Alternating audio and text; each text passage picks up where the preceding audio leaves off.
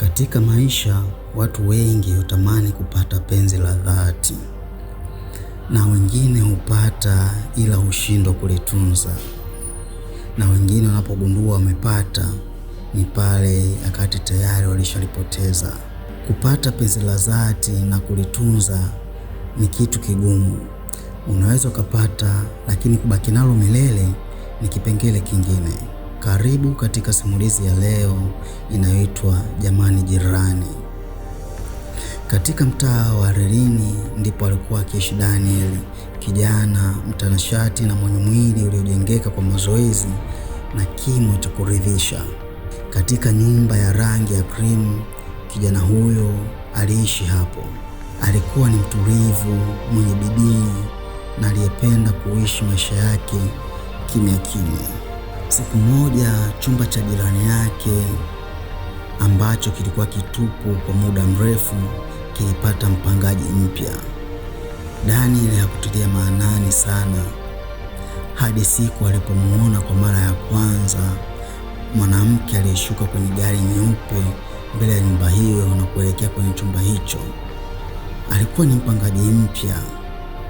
Daniel alivutiwa na muonekano mwanamke huyo ambaye baadaye alikuja kugundua kuwa alikuwa akiitwa Vanessa. Vanessa alikuwa mrembo wa kuvutia kwa namna ambayo ilikuwa ngumu kwa mwanamume yeyote kutomtazama kama si kumtamani. Alikuwa na ngozi laini, rangi ya chocolate iliyong'aa kama dhahabu, macho yenye mvuto wa ajabu na umbo lililomfanya kila aliyepita ageuke mara mbili kumtazama.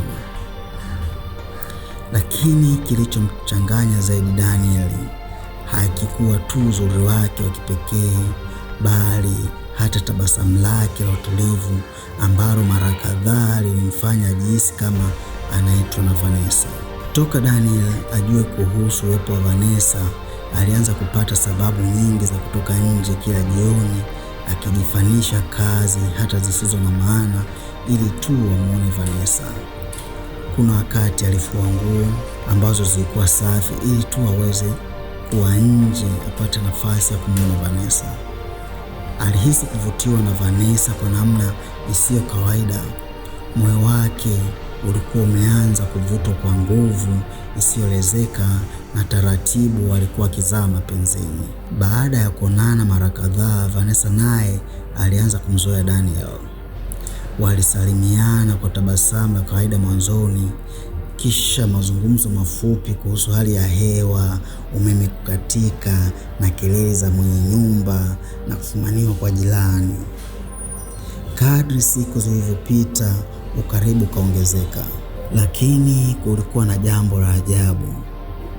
Kila siku usiku wa saa 5, taa za nyumba ya Vanessa zilizimika ghafla kwa dakika chache, halafu kuwaka tena.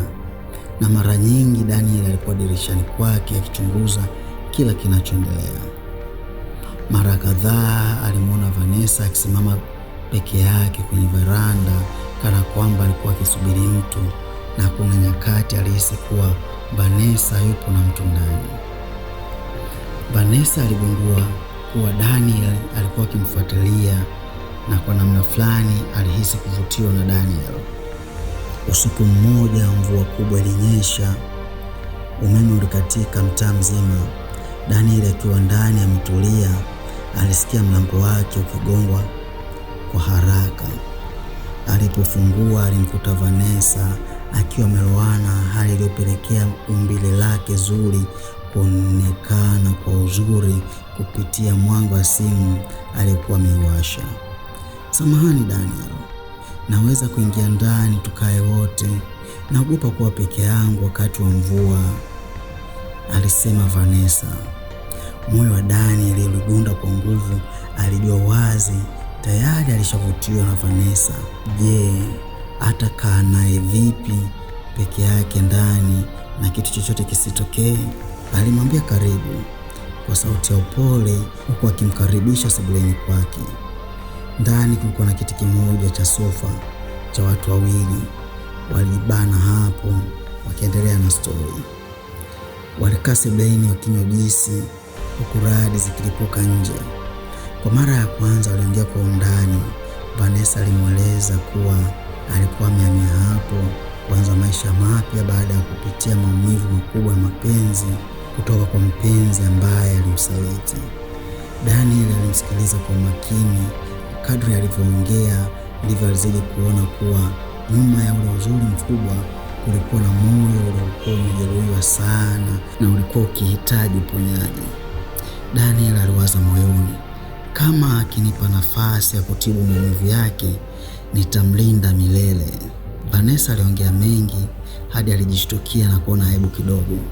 Daniel aligundua hilo. Ili asijisikie vibaya, Daniel pia alimsimulia simulizi zake.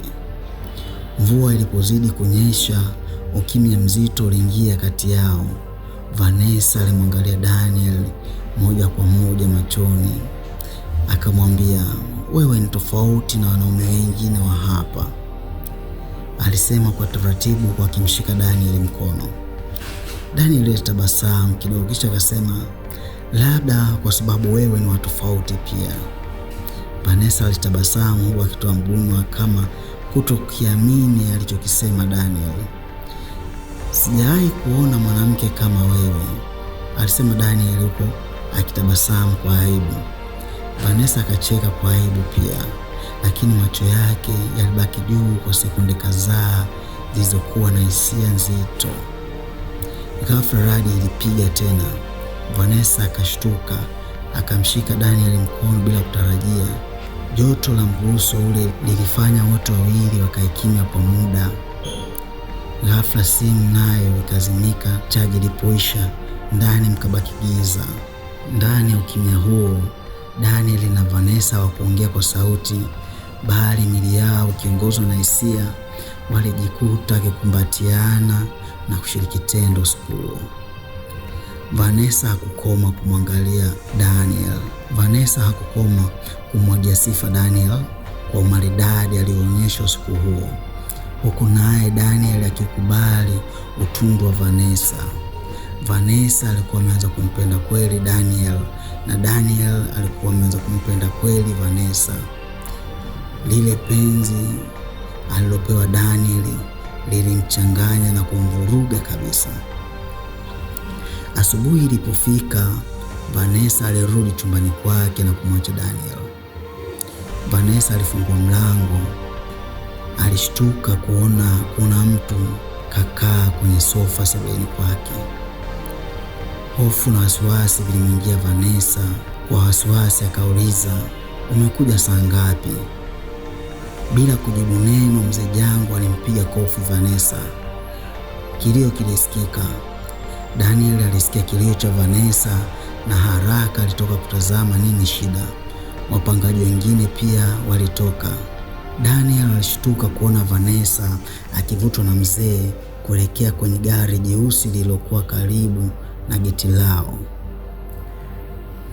Alijiuliza huyu ni baba yake au nani? Hakujua, lakini mmoja kati ya majirani akasema, yule sio baba yake Vanessa, yule anaitwa mzee Jango. Mzee Jango, mzee tajiri na mwenye pesa hapa mjini.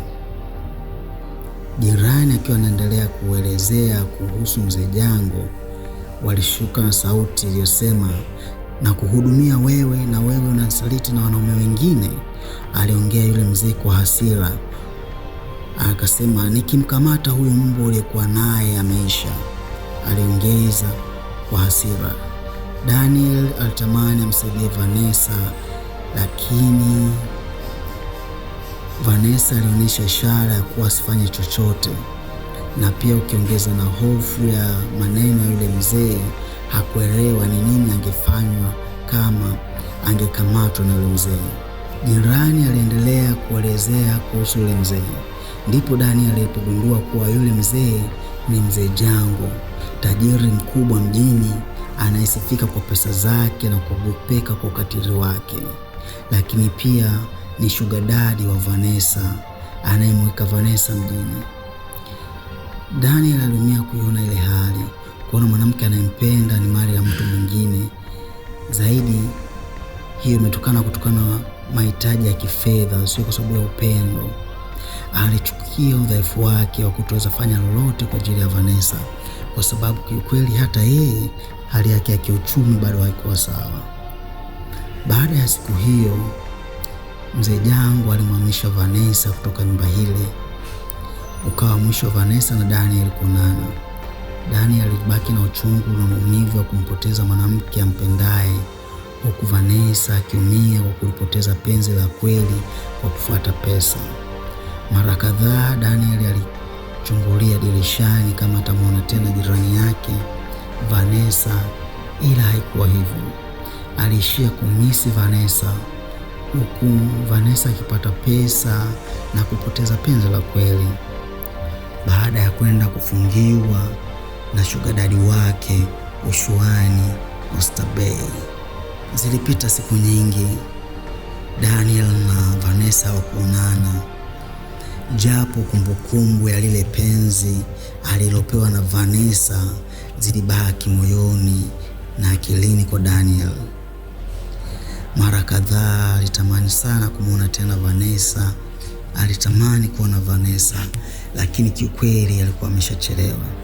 Siku moja usiku, Daniel akiwa anatoka kazini, kwa mbali aliona gari jeusi likiwa limesimama gizani, na ndani yake kulikuwa na mtu aliyekuwa akimwangalia kwa makini sana.